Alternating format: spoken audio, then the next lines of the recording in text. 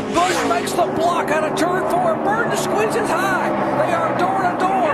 Jeff Burton! Good job! Woo-hoo! Jeff Burton takes the win, and Kyle Busch slams the wall on the outside. Unbelievable!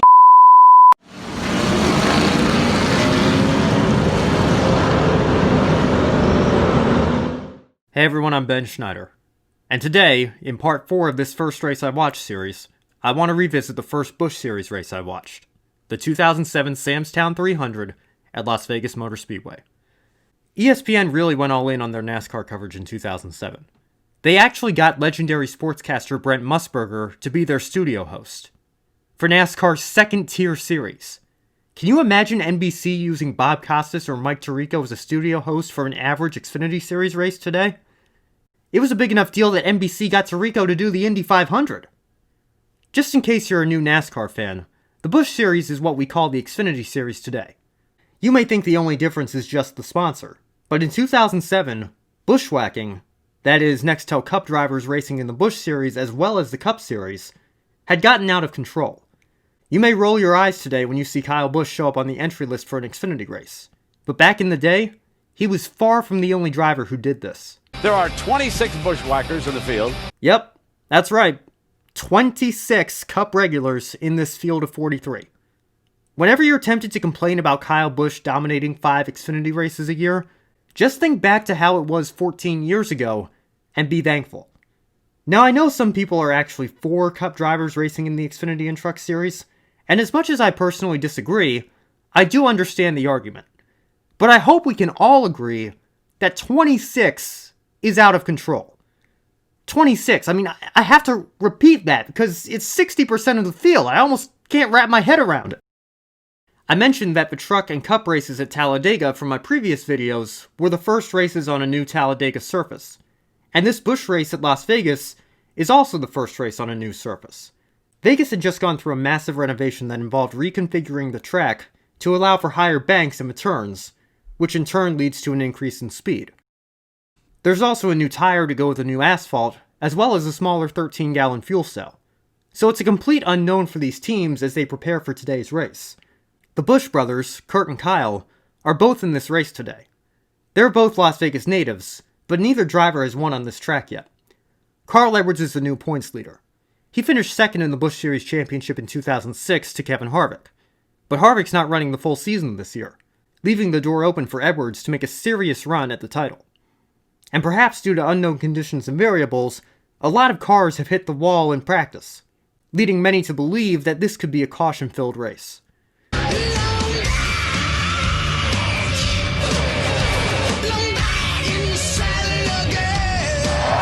Aerosmith. Told you ESPN got some big names. A lot of talk in the NASCAR world at this point is still about the previous week's Busch race in Mexico City. Chip Ganassi Racing had road course specialists Scott Pruitt and Juan Pablo Montoya running 1-2 in the closing laps. Montoya ended up making an aggressive move on Pruitt, spinning him out.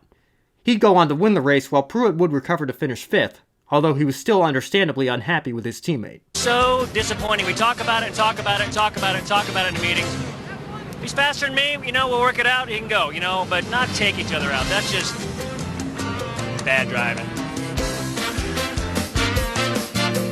Well, Montoya disagrees. They kind of tried to kiss and make up with the statement this week, but we'll see down the line. Reminiscent of what happened in a Cup race in Talladega last October when Brian Vickers got into the back end of his teammate Jimmy Johnson in a bump draft, took him out. Hey, I remember that. The concept of teammates in racing has always been an interesting one. In racing, teammates may be members of the same organization, but they don't get to share in the thrill of victory as they do in other sports. Teammates occasionally work together in the draft at restrictor plate tracks, but there's always only one winner. While team orders are a controversial subject, they're not seen in effect nearly as often in NASCAR as they are in other forms of racing. The one team order that is in effect is usually just not to wreck each other. Montoya says he and Pruitt talked it over, and says they're both okay with it now, calling it a racing incident. And while having a NASCAR win is a great accomplishment, Juan knows that to be successful in NASCAR, he's going to have to get one on an oval sooner rather than later. With a large number of Cup drivers in the field today, the broadcast also talks about the risk of running the Busch race on Saturday versus the reward, highlighting Tony Stewart's injury at Charlotte in 2006 as an example. when he got hurt and had to have Ricky Rudd qualify his Cup car the following weekend. Rusty Wallace says the risk outweighs the reward. And Rusty, it's been an intense debate over the years. Where do you stand on the issue? But Jerry, I think the risk is much greater than the reward. I really do. I mean, you're talking about 100 people plus on these Cup teams, and a guy goes out on a Saturday, runs a Busch car, and gets hurt.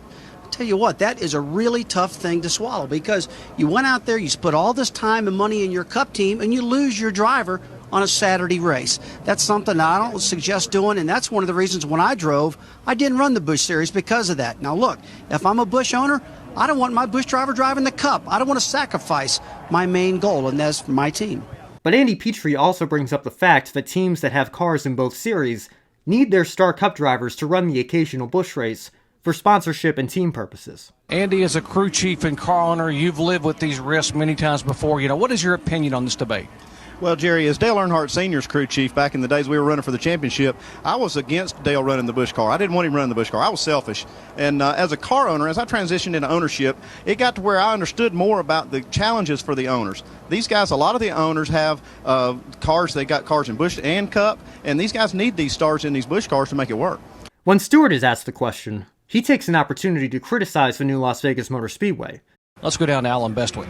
With Tony Stewart, who's just been introduced, and he's getting ready for his ride around the track with some fans who also are getting to join in. Tony, how do you balance the rewards of racing, doing what you love to do, with the chance of getting banged up in a race on Saturday and perhaps hampering your championship effort on the Cup side? Normally it's not a big deal, but this weekend, this place is absolutely treacherous, so this wasn't a good week to pick by any means. Knowing what you know this weekend about the tire and track conditions and the edginess of the race, how does it affect how you race today? Well, I mean, I'm a race car driver. I'm not going to just sit and ride around today by any means, but it's, you still try not to put yourself in any, precarious positions, but it's that competitive nature hits no matter whether it's a go-kart or an IndyCar or a stock car or whatever. So when they drop the flag, you're still going to race hard, but, it's just a shame. I mean, they had a really, really nice facility here, and, Chris Powell and their staff really destroyed a really nice racetrack because they were afraid we were all getting strung out, and I guess they're smarter than we are and smarter than NASCAR is as a sanctioning body, and think that if they redo the racetrack that it's going to change things. But I don't know that Chris Powell has an engineering degree or anything like that in how to build racetracks, so I don't know, it's just frustrating. I mean, you come here and test, and we were running really fast, and you come back and Goodyear brings a tire that they've changed on us, so it takes the 2 days that you spent out here plus the travel time and all the money that you spend to come out and test for these races. It takes all that and throws it out the window. And if you look at how many cars crashed yesterday, not only in the Busch Series but the Cup Series too, it's an indication this track isn't very much fun right now to be on. Tony, thanks for the thoughts. Tony Stewart. And by the way, Chris Powell, he's referencing to is the track general manager here at Las Vegas Motor Speedway. Chris? Alan, Tony never pulls punches, does he? Greg Biffle adds that it'll be a challenge, saying he nearly wrecked his Cup car in practice. To try to offset this risk, there's a smaller 13-gallon fuel cell in these cars today, instead of the usual 22-gallon one. The idea is that this will force drivers to pit before their tires get too worn and pose the threat of a blowout. Jeff Burton's in this Busch race here for the first time in 4 years. He's won here twice in the series before, so he's certainly one to watch as he starts 6th. Defending Busch champion Kevin Harvick starts on pole, but this season he's just here for fun to try to win races. David Stremme starts alongside Harvick in 2nd, and the defending winner of this race, Casey Kane, starts 10th. The race begins with Harvick getting a pretty sizable jump on the field, and with ESPN's running order screwing up the top 3. There's actually some pretty good side-by-side racing through the field, but the drivers only get a few laps to get up to speed, as Brett Rowe spins and takes a hard hit to the outside wall to bring out the first caution. Rowe just misses the safer barrier, and while he's okay, it highlights the need to put the safer barrier around the entire track. Harvick holds the lead on the restart from Kurt Busch, and Burton gets around Stremme to take 3rd. A lap later, Matt Kenseth tries to make a move on Stremme as well, but he forces another caution as he spins and collects Clint Bowyer and Casey Mears. Paul Menard also picks up some damage as he runs into Mears trying to slow down and avoid the wreck. The leaders come down pit road, but most of them take fuel only. J.J. Yeley, Montoya, and Justin Dirks stay out, so they hold the top 3 spots on the restart. Montoya and Dirks fall back immediately, but Yeley's able to lead a few laps before Harvick takes the lead back. Montoya is forced down pit road on lap 24 with handling issues as a 3-way battle for the lead takes place between Harvick, Burton, and Kurt Busch. Burton ends up taking the lead from Harvick a few laps later, and Busch follows him through to second. Dave Blaney and Kyle Busch get around Harvick as well for third and fourth. Harvick continues to fall back as Stewart moves around him for fifth. Part of the nostalgia of watching old television broadcasts is getting to see some of the old commercials. And here we see them marketing Marcus Ambrose, a Busch Series rookie. They just don't make commercials like this anymore. By the time ABC returns from commercial, Kyle Busch has gotten around Burton for the lead of the race. Busch started in the middle of the field, but at the moment, he's got the fastest car on the track. The third caution of the day comes out just before lap 50 as David Rudiman loses power and stalls on the track. Daytona 500 pole sitter David Gilliland gets the free pass, and the Busch brothers lead the race off pit road after a great effort from Kurt's pit crew. Kurt holds the lead on the restart as he and Kyle pull away from the rest of the pack. Reed Sorensen comes to pit road for a flat tire just as Marcus Ambrose spins coming off of turn 4 to bring out the fourth caution. Brent Sherman receives the free pass this time. The Busch brothers hold their lead on the restart, but once again, the green flag run hardly gets going before the caution comes back out. Brad Coleman spins and collects Sherman in the crash.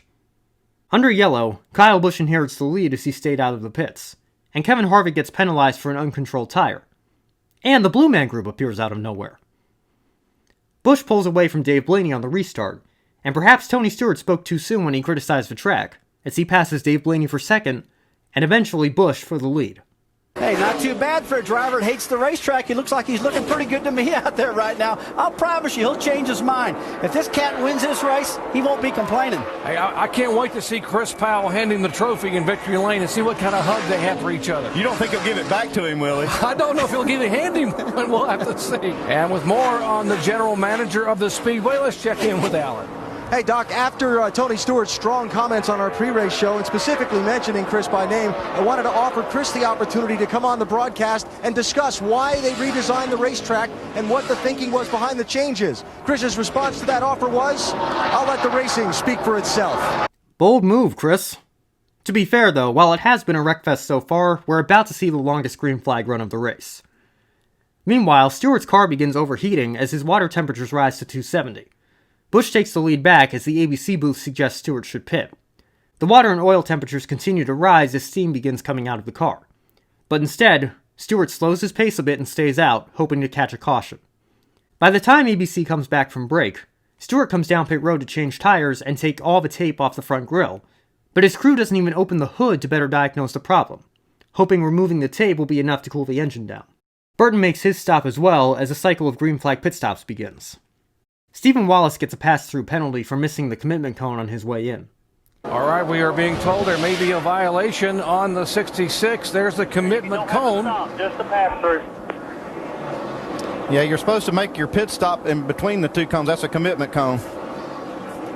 And I believe he also sped off of pit road, so he's got a couple of issues. I think there's a pass-through penalty coming up for him. And here he comes down pit road. Yeah, I mean, I got to tell you, that entry, there's so many little rules they have on inner pit road. It's unbelievable. Now, you come through with the outside of the cone. That's not, in my mind, not a violation. In NASCAR's mind, I guess it is. That's the commitment line, whether you're going to pit or stay in the track. He obviously came a little too hot, missed the cone, brought it back down pit road. So that's something that team's got to take a look at. That's something I don't agree with personally. I know Rusty's biased because it's his own car and his own son, but come on. He wasn't even close. He didn't even hit the cone, he was to the outside of it. Kurt Busch inherits the lead briefly before making his stop. He stopped on the last caution, so he has a bit more fuel in his car, but he decides to come back down pit road anyway for a 2-tire stop. The cycle continues until Kyle Busch takes the lead back. With 83 laps to go, the longest green flag run of the day ends as Biffle crashes out of the race with heavy damage after losing a right rear tire. The caution gives Stewart an opportunity to come back down pit road as his team continues to work on the front of the car in an attempt to cool the engine down. Right after the restart, Braun Racing teammates Dave Blaney and Jason Leffler bring out the caution once again. Blaney's able to continue on after losing multiple laps to repair the damage, but Leffler's damage puts him out of the race. Biffle, meanwhile, is interviewed in the garage and is critical of the racing scene so far today. And he's got his nose in the monitor that we carry around with us, watching that replay. Greg, did the contact help with the cut-down tire? You know what? We're really looking at it. I don't think so. You know, I heard the tire go flat. I could hear it from inside the car go flat 3/4 of the way down the backstretch. So I lifted early, tried to get the car slowed down, and it's hard to drive with a flat right rear tire. But you know, we probably ran over something out there. There's so many cars crashing, and there's so much debris on the racetrack that you know, it's just a horrible thing that we're doing out here. We're not putting on a very good race, and the tires won't stick to the racetrack at all. And tomorrow's just, I don't even know what tomorrow's going to be like. These cars got small motor and a big spoiler on them, so you can at least drive them. But, you know, tomorrow's going to be even worse than this, I think. Is there a way for you to give people who aren't race drivers some sense of what it's like behind the wheel out there today for these guys that are still out there? Yeah, have you ever been on black ice? That's what it's like, black ice. You just get to the corner and you turn the wheel and all 4 tires chatter. You know, it chatters in the front, chatters in the back, and you try and give it gas, and you just hope that it doesn't chatter out from under you or chatter the front up into the guy beside you. And then if you get side by side, it just sucks you around. It's just that simple because it's relying on whatever arrow it can get to try and stay on the racetrack to start with. So it's unfortunate that we got that hard of a tire on it. If we had a softer tire and the speeds were a little bit faster, at least we'd be still racing, you know. On the next restart, Paul Menard and Regan Smith go around, forcing the caution to come out yet again. The 8th caution ties the track record for most in a single Busch Series race. And there's still a third of the race left. Another restart then leads to another caution, which comes out for a single car accident involving J.J. Yaley. Jeff Burton inherits the lead, as the Busch brothers lead a handful of cars down pit road. Burton maintains the lead on the restart as the Busch brothers try to fight their way back through the field. Casey Kane holds the 2nd spot, while Tony Stewart has roared back to life as he's back up to 3rd. As ABC returns from commercial, the caution is out once again for Regan Smith after contact with Mike Wallace. Burton leads the field onto pit road, and Harvick receives the free pass. While under yellow, Gilliland's car begins smoking, forcing him to the garage. Kyle Busch leads the field on the restart, and he'll hold the lead for a decent green flag run of 22 laps. The caution comes out for debris with 18 laps to go. Kurt Busch has some cosmetic damage, but he stays out since fixing it would take more effort than it's worth. Some of the guys at the back come into the pits, while all the front runners elect to stay out and save fuel. If the restart is any indication, the rest of this race will be a duel between Kyle Busch and Jeff Burton. Burton seems to have a faster car, as he takes the lead with 12 laps to go. And the next lap, Casey Kane spins and collects Jamie McMurray and Reed Sorensen to bring out yet another caution, and eventually a red flag. When the race restarts, there are only 7 laps left. Burton restarts in the lead, but loses it off of turn 2 to Kyle Busch. Burton seems to like the high line, but Busch is able to make the bottom work to his advantage and take the lead. With 6 to go, Burton runs out of the groove and nearly gets into the wall, allowing Busch to pull away. While Stewart and Kurt Busch fight for 3rd, Burton resets and begins making one last charge at the lead. He drives so hard off of 4 that he nearly loses it. With 3 to go, Busch still has a sizable lead, but Burton takes 0.3 of a second out of it. Coming to the white flag, the gap is noticeably closed. Going into 3, Burton makes his move. And I'll let Dr. Jerry Punch take it from here. Here goes Burton on the high side. Busch makes the block out of turn 4. Burton squeezes high. They are door to door. Jeff Burton! Good job! Woo-hoo! Jeff Burton takes the win, and Kyle Busch slams the wall on the outside. Unbelievable. You saw the 29 of Jeff Burton. Let's see if he's okay. Great job for Jeff Burton. What a finish. What an unbelievable effort, Jeff Burton. On the new tires, they just wasn't as good. I had to have some heat in the tires. Jeff Burton refused to lose. He refused to give up on a very loose race car, and that is one very angry driver climbing out in Kurt Busch with a celebration down in the pits. That's one happy crew. He's angry because he's frustrated. He had a good car, but there's nothing he could have done. He did a great job throughout the day. Jeff Burton just had that run. He did a great job of working the top side. Listen to this crowd on their feet. A record crowd of over 105,000 as Jeff Burton comes down and salutes the crowd. And he's coming to talk to Kyle Busch, and Kyle is already gone. He's looking at an empty seat there right now. Burton did a great job on that top side. What a comeback for the 29 of Jeff Burton. Good sport. How about that for sportsmanship? Instead of going to victory lane, Jeff Burton went straight to Kyle Busch to make sure he was okay and to say, hey, guys, it was all racing. That's what it's all about right there. They just run it as hard as they could to the finish. Great sportsmanship at the end. Folks, you just saw one of the most exciting finishes in Busch Grand National Racing, and you witness it live on ABC. For the 3rd time in his career, Burton is a Busch Series winner at Las Vegas. Jeff Burton continuing to get congratulations from those around him. Wife Kim has already been in to give him a congratulatory kiss. This would be the congratulatory beer, Busch beer, of course. And Jeff Burton getting a lot of high fives, high tens. Jeff, take us through that final lap.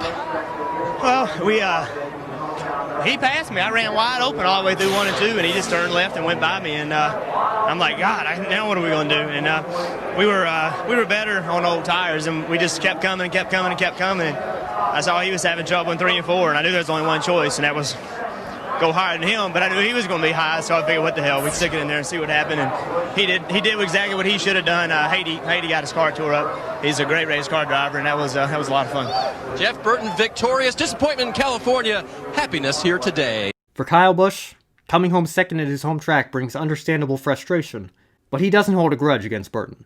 I was just too tight. I couldn't hold the bottom, couldn't hold the top, couldn't hold him off. So he beat me fair and square. He got a run on me on the top side. I tried blocking it, but I just didn't get high enough in order to squeeze him in the fence. But congratulations to those guys. They had a better car definitely at the end.